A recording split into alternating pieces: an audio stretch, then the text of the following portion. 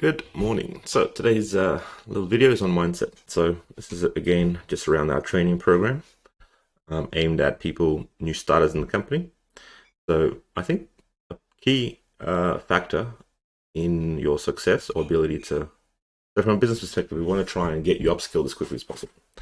Obviously, there's only so much that we can do, but a lot of that you've got to take on yourself. So I believe part of the success or your ability to learn quickly is rooted in the mindset and how you sort of approach the problem. So something I figured out early on in my career, probably a year or two in, is I started to I was lucky enough to sort of I was working in a company, it was an open plan floor, about 8 engineers or so, and you can sort of see how everyone operated. So you sort of learned not necessarily by the projects just you worked on, but you got to learn by osmosis essentially from the whole team. And something I observed is that the senior engineers did not necessarily have all the answers. And it sort of got me thinking through this process of essentially if I learn the formula or the strategy by which they approach the problems, then I can do the same. Because you'd come to them with a problem and be like, you can see they don't know the answer, but you can see how they go through the steps and they come up with the solution. And that's essentially what I'm trying to get to. It's kind of that mindset of generally when you start in a new role, it's a little bit daunting. You've never worked professionally potentially, and you sort of put yourself mentally in this box of I'm just a graduate. I don't know what I'm doing. But over time, you start to realize that you probably know a lot more than a big portion of the industry. So you sort of have to give yourself that credit and give yourself that permission to step into that role and just take ownership. All right, enough rambling. So I wrote these down. I think I wasn't in the shower, but probably doing my walk this morning. Anyway, so if we look at what's the question we're trying to answer is what's the difference between, yes, a graduate, or we can say you now, versus a senior engineer, or say very experienced.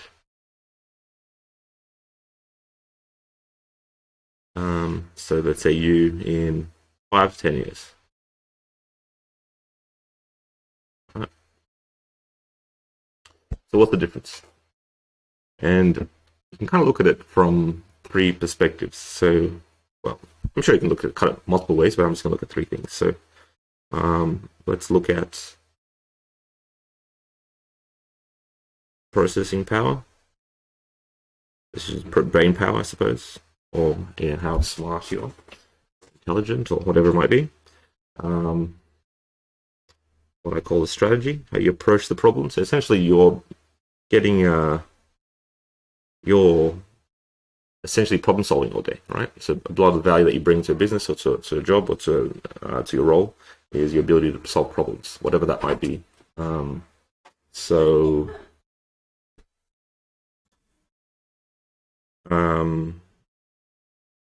I lost my train of thought. Anyway, so processing power strategy is the approach you take to solve problems, and then what I call the database. This is your database of knowledge or information or previous experience or projects to draw from, right? So if you look at you now, I mean, my mindset's that everything in your physical body and your mental person or brain power, whatever you call it. My worldview is that everything is malleable and adjustable and constantly moving, nothing's static. But for the purpose of this, we'll keep it simple and we'll assume that processing power or your smartness or level of intelligence or whatever it might be, let's assume for the sake of this, to keep it simple, let's say that doesn't change. Let's say it's exactly the same. Again, I personally believe it does change. It goes up or down. But for the sake of this, I'd say most people assume that you're born a certain way, and you're sort of, that's it, you're stuck with that. Your hardware's the same, doesn't change. All right, so for the sake of this, we'll assume that that's the same. So far, you now versus you in 5 to 10 years is exactly the same. And then next we'll look at the strategy. So I suppose it's how you solve problems. So generally, most people, I mean, not most people, but a lot of people don't yet have a good strategy. This is, I suppose, is what university is for, I would say, to some degree. It's to help you develop this, your logical process, your logical thinking, how you approach problems. Some people naturally have this, others have to build it. But either way, that is kind of an unknown. Whereas for you to be a really good city engineer, you would have developed a really good strategy. So put a plus there, maybe 3 pluses. Whereas here is a little bit unknown. But this is something that can easily be learned. But you have to sort of focus on it. I guess it's like critical thinking or things like that. So that's probably one aspect where you differ, is the strategy in which you approach problems. But again, some people come, batteries preloaded, or whatever you call it, where they're fully, they come with a very strong strategy to start with. But anyway, there's that. And then the last one's the database. I think this is probably the biggest difference, where really you're probably have very little knowledge, especially industry-specific knowledge. If we had let's use a scale of 1 to 100, and you might be, say, like a 2 if you've done some prior research on the industry, you did a bit of reading online, etc. Whereas once you're really, really good, you're probably quite high. So I'd say that's probably the biggest difference, is this database. And that's where the experience comes in. So for example, so I think this can be very quickly learned. If you're observant, you can see how others approach the problems and how they solve them. So I can try and teach you some fundamentals to try and, I suppose, work on this and get better. Basically, while it's front of mind, you need to have this mindset that you are not less than. You can see here that's the same. Database is relatively easy to build, but your strategy, I suppose, is to start to always understand, why you're doing something, or why something works a certain way. Don't just look for, I need to do, I don't know, let's say fan statics, something basic. Don't just look for step 1, 2, 3, 4, 5, and mindlessly follow the steps. You need to understand the why behind each step, right? Because once you understand the why, you understand how something works. Then you can start to find shortcuts, or when you realize there might be an extra step in here, 2.5, or you might be able to go from 1 straight to 5, or whatever it might be. Once you understand why, you can start to manipulate the equation a lot better. So understanding the why is critical. So don't just mindlessly follow steps or ask for the next step for someone to hold your hand. You need to understand the why behind everything you do. The next sort of strategy, I would say, is to, I guess, in our business anyway, you're always paired up with a senior person when you start, at least one or multiple senior people available to you to ask questions. So rather than, once you've sort of built a bit of foundation, rather than going and asking, what do I do next, or how do I do this, or whatever, I would suggest that you first solve the problem for yourself, come up with an approach that you plan to take, and then you go to whoever's your mentor and say, here's the problem, this is how I plan to address it, what do you think? So essentially you're asking for validation of your idea, rather than come and think on my behalf, right? So you've done the thinking, because that's where the learning happens, is if you watch someone do something, it looks very simple observing them, but the moment you have to stop and do it yourself, you realize, hang on, why did he do this again? Or why did you do that? So just going through the motions and solving it yourself, it's difficult, it requires discipline, but once you do that, and then you go to someone, all you're asking for is the validation to confirm that your approach is correct. And very often you might still be incorrect, but because you've gone through the steps, you understand the nuances, and then when they give you the feedback, it sort of sticks, and you can better, it's sort of the knowledge base, solidifies or expands. So understanding why, taking that ownership and solving the problems yourself. This is one of our company values. Own it, to solve the problem, and then seek input or to make sure it's your approach is correct, rather than just give me a hand, hand me out, or how do I do it, or do it for me, right? So don't be lazy, effectively. And then the third strategy, I suppose, is to, I suppose these strategies aren't problem specific, but it's how do you build this database, right? So we have a skills matrix, so that's probably a good summary of what this database of knowledge, or the different fields in this database of knowledge. But what I always encourage people is that rather than, again, sitting in this mindset of I'm just a graduate, I don't know what I'm doing, each time you're given a task, it'll fall into one of these 150 items or whatever it is. So I'm very patient the first time I give you something, but then the expectation is the second time, the first time you spend time really diving in deep to understand all the nuances, or the why, or how this system operates. So the next time you do it, you're a lot quicker, and you're not asking the same questions over again. So you have that luxury at the start to really dive deep and understand in depth the topic. So essentially, every time you have it's gonna to compress this learning process, you need to be doing something once and getting it at least to like an 80% understanding of what's happening. Whereas I find others just kind of, they don't really think about it. They're like, oh, I'm new.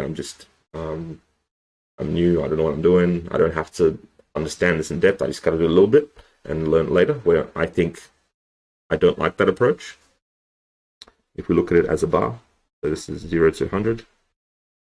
Your average people are sort of dancing in this space and saying, oh, this is the first time. I'll just follow the steps. I'll just do this a little bit, and next time I might dive a little bit deeper. And then over 50 iterations, they finally get down to the bottom. Whereas what I'm saying is take your time. You've got the brain power, you've got the processing power. Really dive, sink your teeth into it and solve down up to here.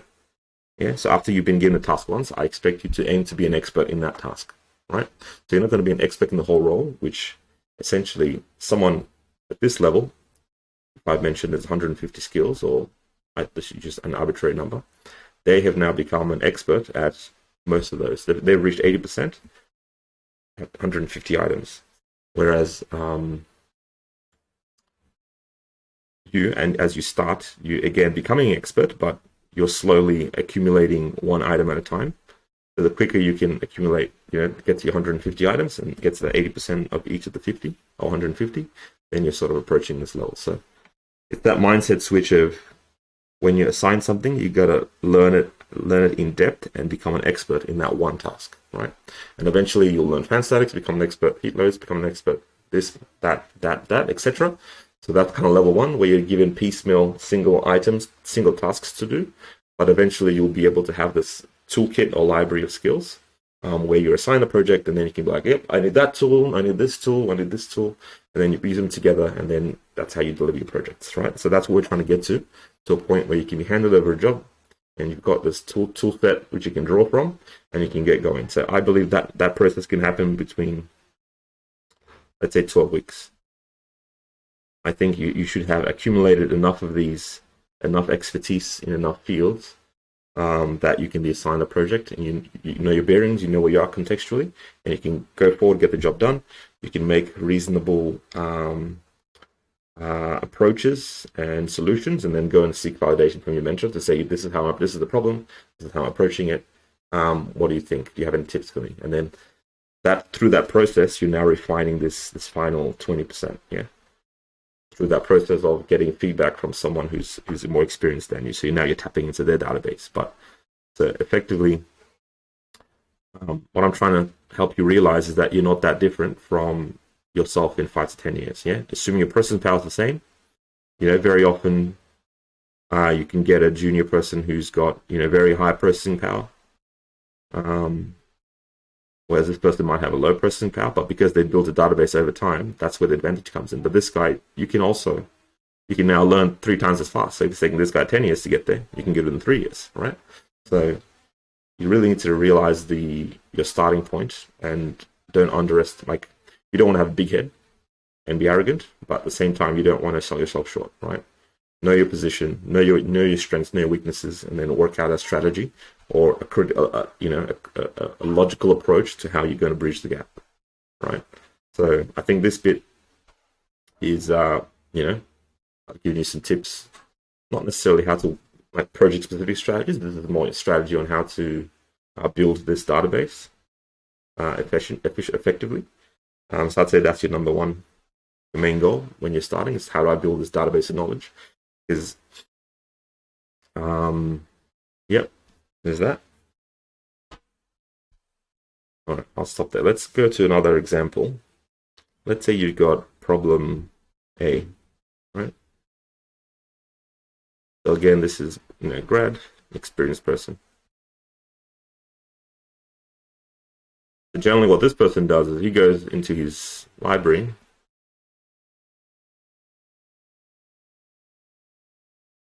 and he says, oh, here's problem A. Let me go and have a quick look. Oh, yeah, there's A. I've solved it before. This is how I did it. Da-da-da. Copy, paste, done. So, well, copy, paste the principle, right? So, and that process might take, I don't know, 1 hour, right? Because he understands, this person understands the fundamentals, how things work, but he's also got this database of past experience. He's done the same thing a million times before.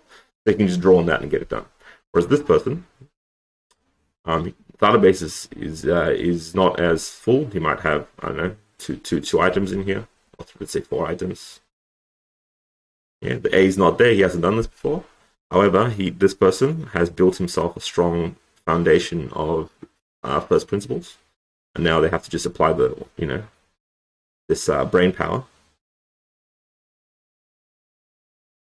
This guy didn't have to use much brain power because he's just referencing something he'd done before. He's got the previous notes. It's just mindlessly doing things almost. Whereas this guy needs to really tap into that brain power and use the understanding of fundamentals to then you apply critical thinking and crunch the problem. So you can still solve it, except instead of 1 hour, it might take him 4 hours, right? But then once you've done that, you can then add it into your database. So the next time you do it, it doesn't take 4 hours, it might take you 2 hours, right? And so forth. So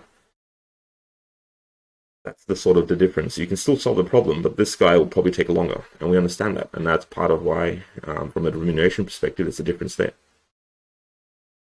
So it's not your ability to solve the problem, it's just how efficiently and quickly you can solve it. And in fact, I feel like when I was starting out, I felt like this lack of a database actually gave me an advantage in some sense, because I really had to focus on using the critical thinking.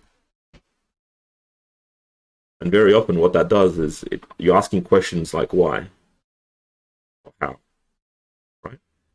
And this guy here who's just looking at his database, grabbing it, copying and pasting, he's been doing that for 30 years. And the world has changed in 30 years. So you're here asking, why are you doing that?